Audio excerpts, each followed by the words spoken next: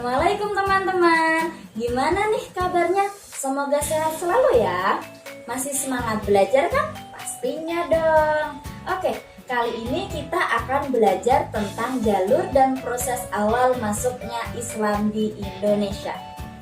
Nah, seperti kita ketahui sekarang bahwa Indonesia terkenal sebagai bangsa dengan populasi muslim terbesar di dunia loh. Nah, itu artinya bahwa Islam diterima dengan baik dan berkembang dengan baik pula di Indonesia. Kalian tahu nggak gimana proses awal masuknya Islam di Indonesia dan bisa berkembang baik juga di Indonesia? Mau tahu? Yuk kita belajar bareng-bareng. Sebelum Islam datang ke Indonesia, masyarakat Indonesia sudah memiliki kepercayaan yang berbeda-beda, seperti kepercayaan kepada dewa-dewa, kepada roh-roh nenek moyang, kepada benda-benda atau dinamisme. Selain itu juga, Hindu-Buddha juga berkembang di Indonesia, dibuktikan dengan adanya prasasti-prasasti, candi-candi seperti Candi Prambanan, Candi Borobudur, dan lain sebagainya.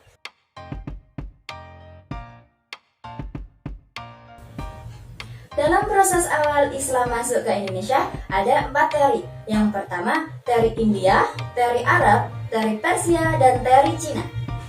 Untuk lebih jelasnya, yuk simak video selanjutnya.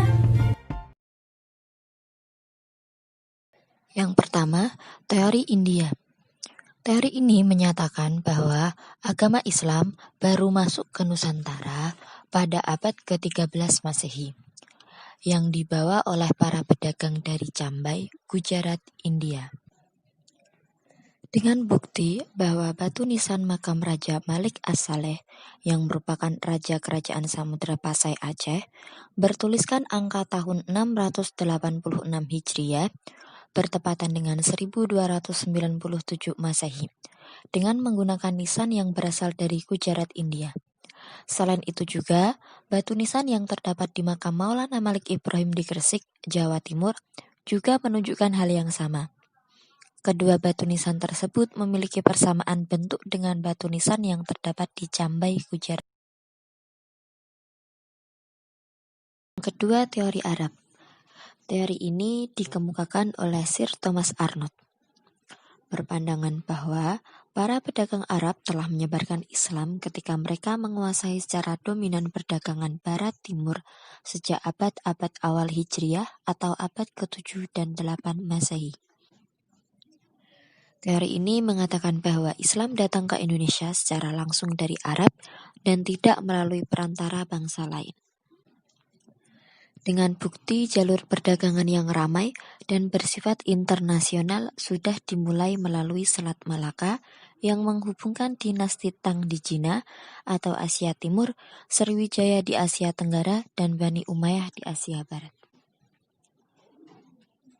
Teori ini ditambahi oleh Az-Zumardi Azra bahwa Islam datang di Indonesia pada abad ke-7 Masehi, namun baru dianut secara terbatas oleh para pedagang Arab yang berdagang di Indonesia, dan baru mulai tersebar dan dianut oleh masyarakat Indonesia pada abad ke-12, yang disebarkan oleh para sufi pengembara yang berasal dari Arab.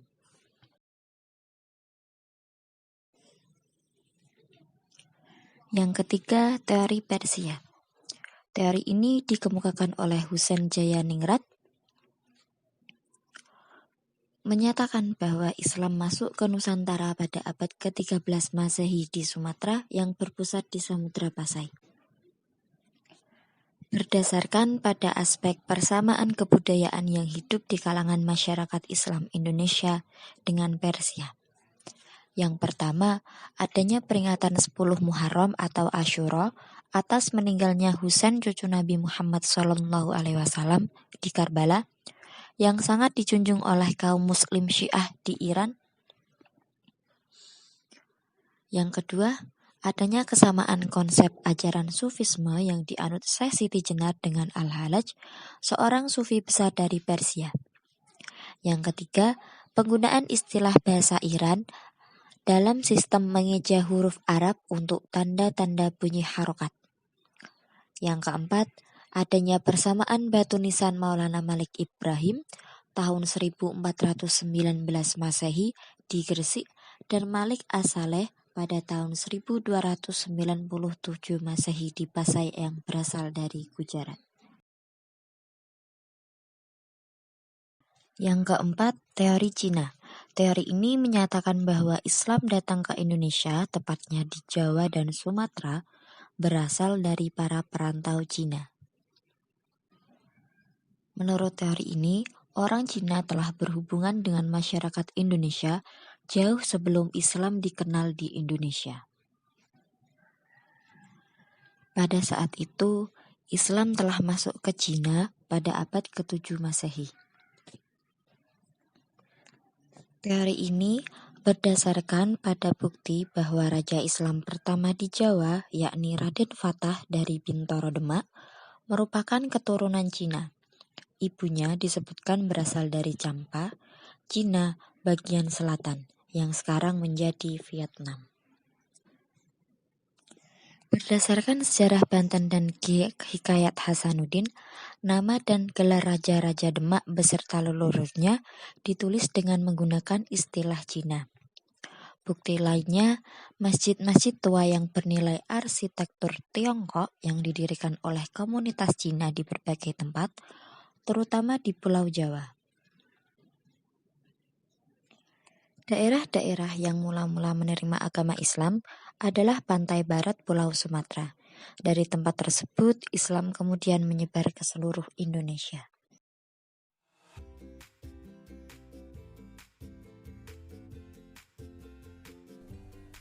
Masih semangat kan? Pastinya dong.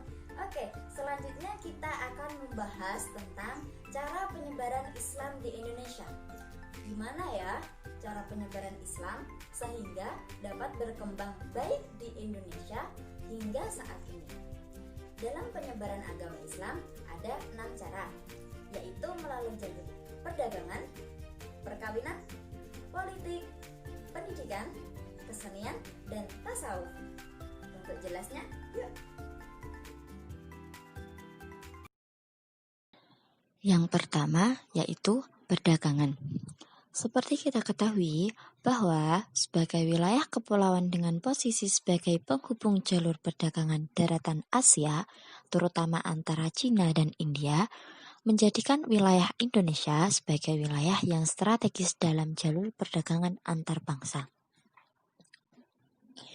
Oleh karena itu teman-teman, penyebaran agama Islam melalui media perdagangan merupakan awal dari proses Islamisasi di Indonesia, yaitu pada abad ke-7 Masehi hingga abad ke-16 Masehi. Pada saat itu, bangsa Indonesia kedatangan para pedagang Islam dari Arab, Persia, dan India. Mereka melakukan kegiatan perdagangan di Indonesia dan menjalin hubungan dagang antar masyarakat Indonesia.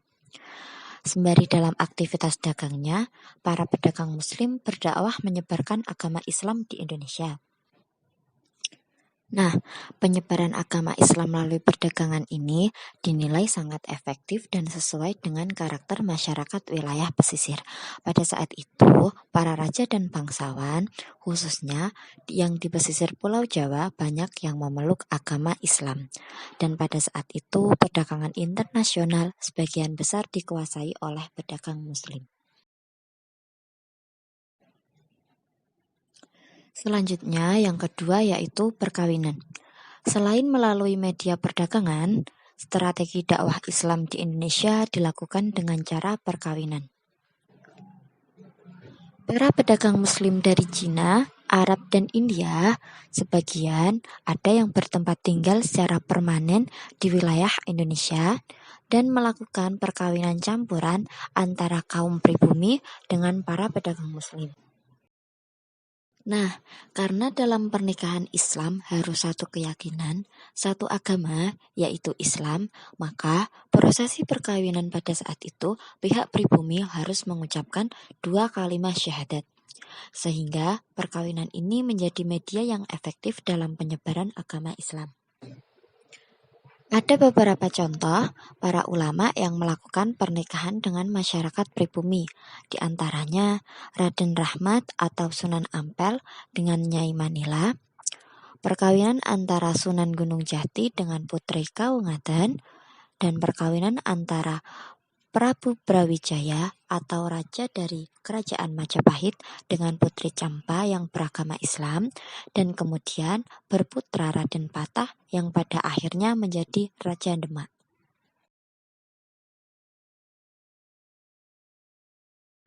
Yang ketiga yaitu politik.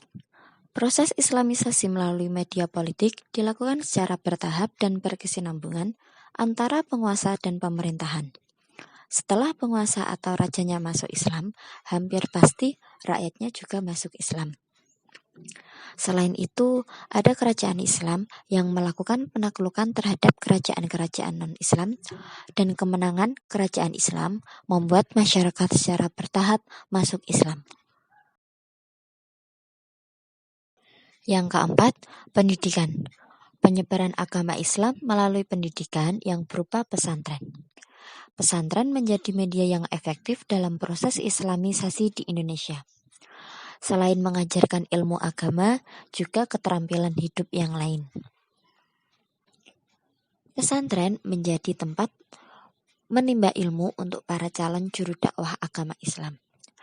Di antara lembaga pendidikan atau pesantren pada masa awal perkembangan Islam adalah pesantren yang didirikan Sunan Ampel dan juga Sunan Giri yang terkenal sampai Pulau Maluku. Selain itu, di lembaga pendidikan pesantren, murid yang sudah selesai belajar akan dikirim untuk berdakwah ke seluruh penjuru Indonesia.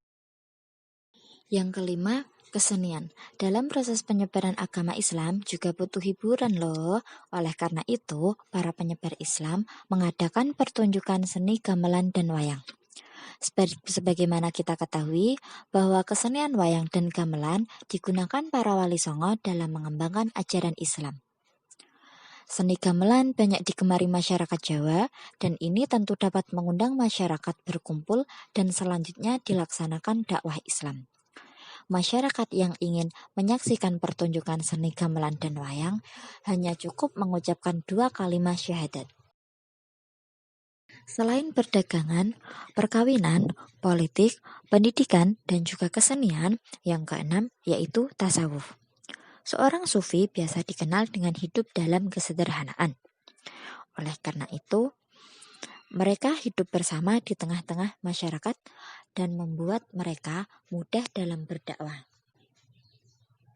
Dalam dakwahnya, yaitu guna membantu para masyarakat untuk lebih mendekatkan diri kepada Allah.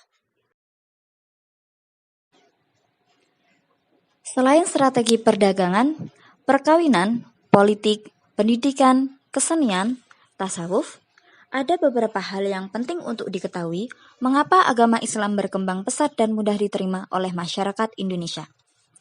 Yang pertama, agama Islam bersifat terbuka, sehingga penyiaran dan pengajaran agama Islam dapat dilakukan oleh setiap orang Muslim.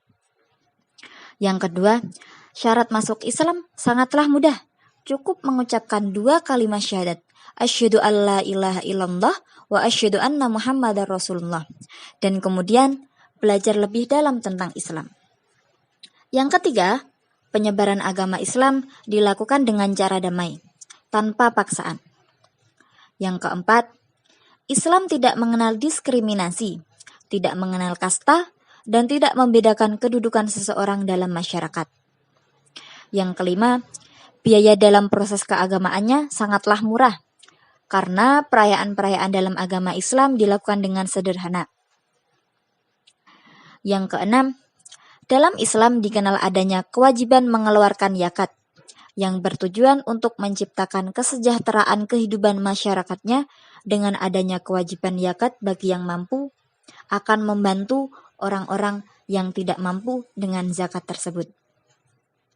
Selanjutnya yaitu Islam hadir sesuai dengan kultur budaya di Nusantara, seperti contohnya dengan kesenian, karena gamelan dan wayang menjadi tradisi dan budaya Nusantara, itu menjadikan Islam dapat diterima dengan baik dengan cara menggunakan kesenian.